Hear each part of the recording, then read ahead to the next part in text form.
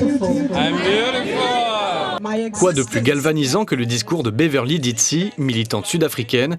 En 1995, elle était la première femme lesbienne africaine à évoquer les droits des LGBT devant l'ONU. Les mots justes pour motiver les troupes venues en nombre, une foule pour le moins inspirée. Je viens pour soutenir tous les queers de la Réunion, soutenir la cause, voilà, pour défendre, pour que tout le monde, pour que tous les humains soient égaux, peu importe leur identité de genre, qui ils aiment. La plaine des Kaffrines, parce que en fait, les gens des Hauts, notamment les Yab et les gens de la plaine des Caf, c'est essayer de représenter un peu cet endroit-là, parce que c'est pas évident, il y a beaucoup d'isolement.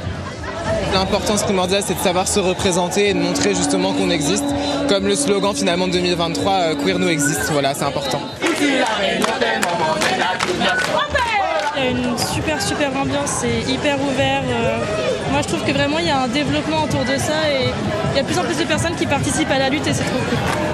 Mon frère est trans, du coup je voulais un peu le représenter et je trouve que les gens s'intéressent un peu trop à ce qui les regarde pas et à la vie des autres alors que finalement ça change rien. Des pancartes revendicatives et des drapeaux colorés riches de sens. On a les 6 couleurs qui veut dire le drapeau queer de base, le drapeau LGBT qui ont plusieurs significations. Après on a pour les personnes racisées, donc asiatiques, noires, etc. pour être plus inclusif. Après on a les personnes trans et non binaires. Et enfin les personnes intersexes dont on parle pas assez dans la communauté. Elle est naturelle, maman.